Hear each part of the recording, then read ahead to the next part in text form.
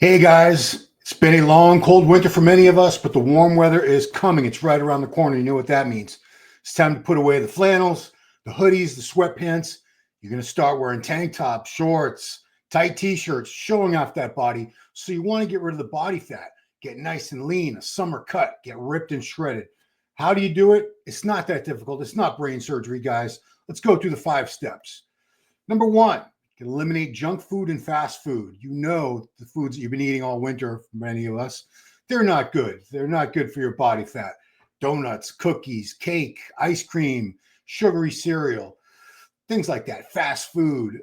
These are all things that we're inclined to eat when it's cold and it's dark outside, but the days are getting longer. It's going to be bright and sunny and warm, hot eventually. Get rid of all that stuff. Stop eating the bad food. You need to start meal prepping.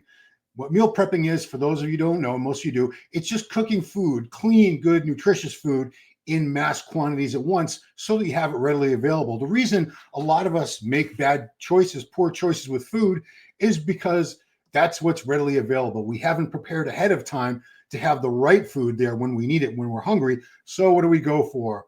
Pizza, burgers and fries, fried chicken, tacos, stuff like that. It's simple, it's easy, but it's no good for your body fat. It's not going to help you in your quest to get lean. So set aside 1 or 2 days a week. You're only going to need a couple hours. Cook mass quantities of chicken, lean ground turkey, ground beef, things like that. You package them up in groups. Go for glass containers of individual servings because plastic is bad for you, those microplastics. You can even pair it up with the carb source already, a sweet potato, make a rice in a rice cooker and portion that out. A simple hack for those of you who go to Costco. I'm sure many of you watching this do. You know that they have rotisserie chickens fully cooked for $5, a whole chicken. That's my hack. I buy one of those about once a week, strip it down, portion it out into six or 7 different containers. I usually get about 6 or 7 servings out of a Costco chicken. It's trying to get my 45, 50 grams of protein per meal. Portion those out in the glass containers. I add the rice. And that's it. That's a meal. I can take that out of the freezer, thaw it out, eat that.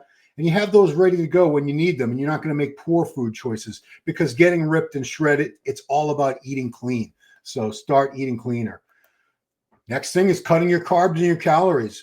You know you don't need all those extra carbs. If you're carrying a bunch of body fat, you got a little belly, you got some love handles, face is looking real full, you're eating more than you need to eat. It's simple as that. Probably in the form of carbs. We always want to keep the protein high, want to keep the healthy fats high, not the saturated fats.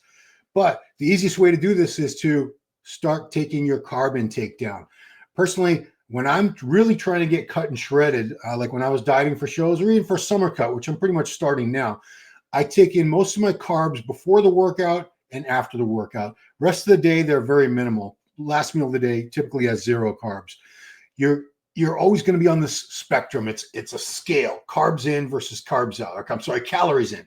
Keiko, calories in versus calories out. If you can stay in a caloric deficit, taking in less calories than you're expending, your body's going to burn body fat. You do this gradually. You don't cut down from 5,000 calories to 2,000 calories in one day. That's a bad idea. You want to take things down gradually. That's why it's good to have something like a food diary or even one of those apps where you can track your calories and your macros and all that good stuff. It's not that hard. Next thing is to keep that balance in a negative balance where you're expending more calories than taking in.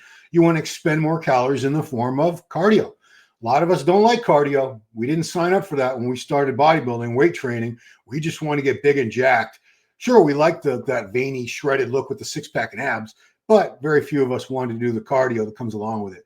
Good news is these days, we know now you don't really have to do that fasted cardio in the morning. You don't have to do the HIIT cardio.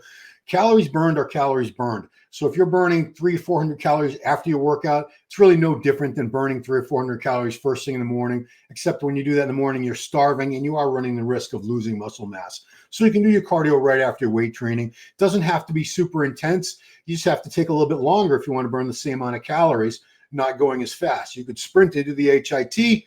That does run the risk of burning up muscle tissue, particularly in the legs. So what you want to do is do that sustained cardio, where it's a little bit tough to maintain a conversation with somebody, but not impossible if they're right next to you on another machine. little bit of a sweat going. You don't need to be hauling ass on that cardio. You don't need to be doing sprints. I go by the caloric count. Now, even if the caloric count on these cardio machines isn't accurate, it's accurate to itself, which means if you're on a treadmill and today on that treadmill, you burn 300 calories, and tomorrow on that same treadmill, you go until it says you burn 350 calories, you burn more calories on that second day, regardless if it's actually 300 calories or not, because that's something that's debatable as to how accurate these calorie counts really are. But you need to get the cardio in. How much cardio? It's really going to depend how fat you are, how much body fat you have to lose, and how quickly you want to do it. I personally like to see people take 12 to 16 weeks to really come down from somewhere where you can see at least a blurry outline of your abs to a really clear six-pack, some veins popping on your arms and your quads, stuff like that. A nice look that looks like you could step on stage in a few weeks if you kicked it up another notch and really went for it. Along with that, another way to burn more calories is get those extra steps in. I don't wear one of those Apple Watches.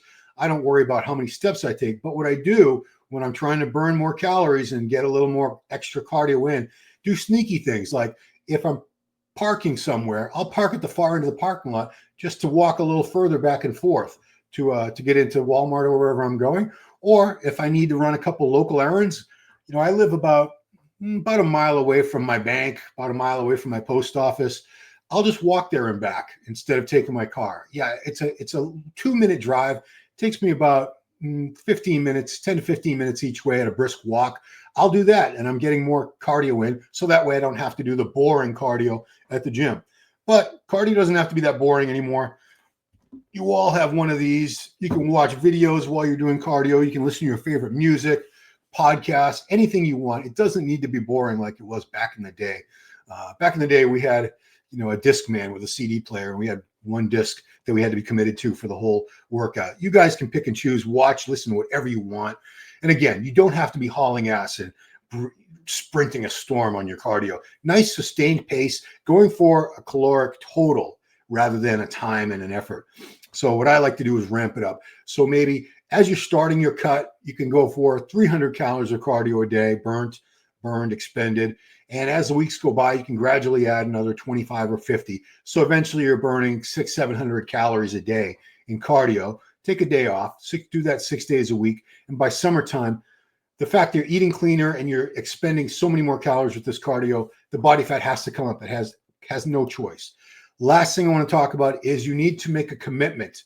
Think about it this way. Gaining muscle mass does require a caloric surplus. Now, obviously, if you're somebody who just hopped on a bunch of gear for the first time, you might be able to gain muscle and lose fat at the same time. For the vast majority of people, you have to pick one or the other.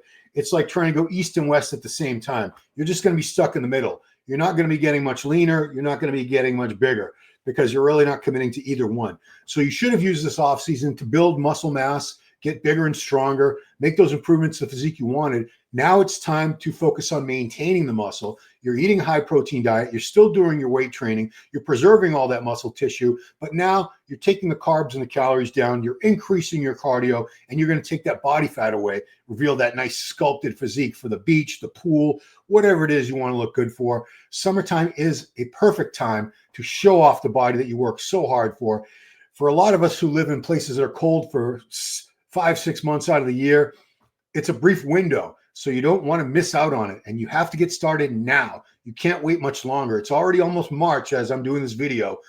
March, you'll have all of March, April, May, and then June starts.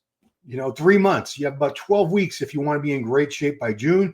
If you want to sort of postpone it toward the end of June, you have a few more weeks, but you get the idea. The clock is ticking. Time is of the essence. You need to start now. Simple changes you can make. It's just a matter of deciding to do it and committing to it. You can get shredded for summer. It's not that hard. Just follow these steps and you can do it. So thanks for watching. Appreciate it.